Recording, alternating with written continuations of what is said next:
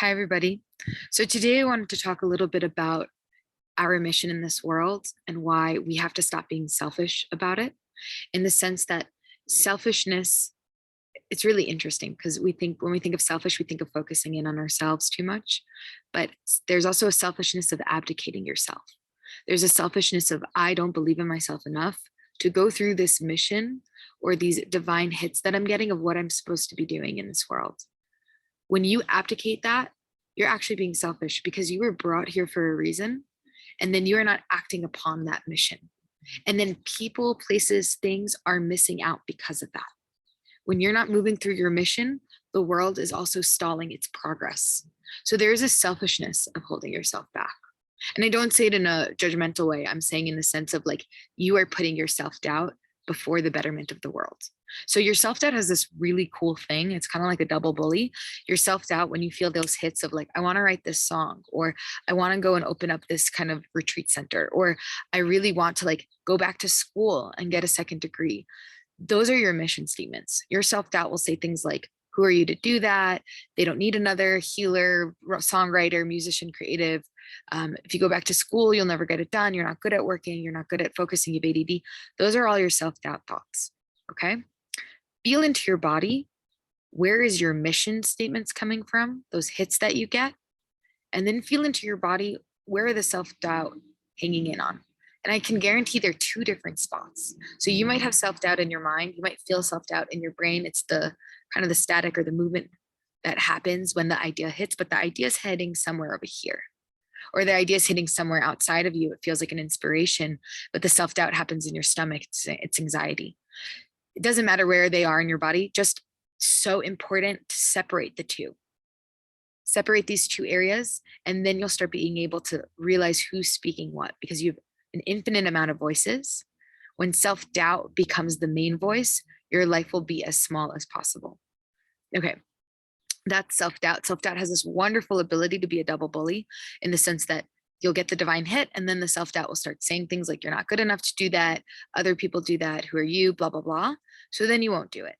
And then you're not living in your mission, and your soul is getting smaller and smaller and smaller because it's feeling more and more compressed. It's feeling more dead by the world instead of enlivened by it. And then you'll start having thoughts like, why am I even here? Why did I come? Look at that. Your self doubt literally punishes you for listening to itself. So that double bully of the bully that is upset with you for then not moving forward in your mission is the same voice that told you not to go through your mission. So let's just make an agreement that our self doubt can have a voice, but not have the steering wheel of your mind, of your body, of your choices. You will always have self doubt. I am not here to tell you that this way, just this meditation, and you'll release self doubt for the rest of your life. It's rather learning a system of how to speak to the self doubt, how to recognize it, how to say, this is self doubt speaking right now, because it's in my head, it's in my heart, it's in my throat, wherever self doubt rests, finding it. That's the first thing. Find out where self doubt is in your body. And number two, creating a system in which to listen to it without following it, to hear what it has to say, and then being able to shelf it. That's simple questions. Just first of all saying, is this my self doubt? Yes. Cool. How much weight do I want to give my self doubt? How much percentage of my intention and energy and choices do I want to let self doubt have? Okay. Maybe self doubt is for journal writing. That's great. But self doubt is not for making executive decisions for your life. Self doubt is not for sending that first installment for your education. Self doubt is not for telling you not to make that post. Self doubt is not for telling you not to reach out to that person. Self doubt's for journal writing or whatever it is, finding that spot that self doubt gets to express itself. Self doubt is for dance. Self doubt is for creative writing and drawing. That's where self doubt goes. Okay. Then the next thing is you're feeling into the mission of, who would miss out by me not going towards this?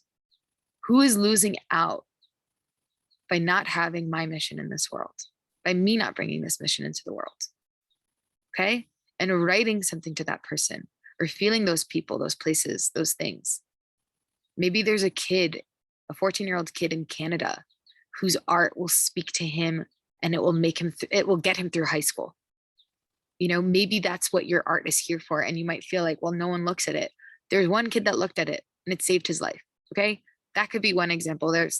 That's one example. There's multiple examples of just, who am I to not Who am I to stop myself from doing these things, from going after those things, for stepping into my power?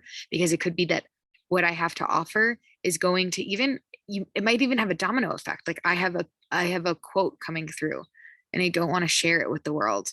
And then by not sharing it with the world, it could have been an aha moment for somebody else who's about to actually enroll in college, but they're having self-doubt. But that comment, that post, that statement, that truth that came through you is their key to their success and empowerment and mission. You have no idea how interconnected we all are, and how much when things come through in that place of your mission, you have absolutely no understanding of how many people, places, things, institutions, energy that's affecting.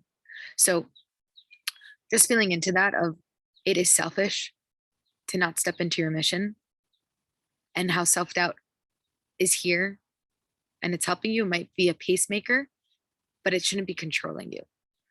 So that's what I have to share today. I'm super jazzed. I just had 2 sessions with clients where those things came up exactly. And we were just feeling into the energy of all the people in the world that are missing out because they are not saying fuck yes to themselves and to their missions. So, anyways, I hope this was helpful. And I want to give everybody a challenge of what today is something that you can do to let your mission come down as an idea and really start manifesting it, bringing it into earth. Have a wonderful day, everybody.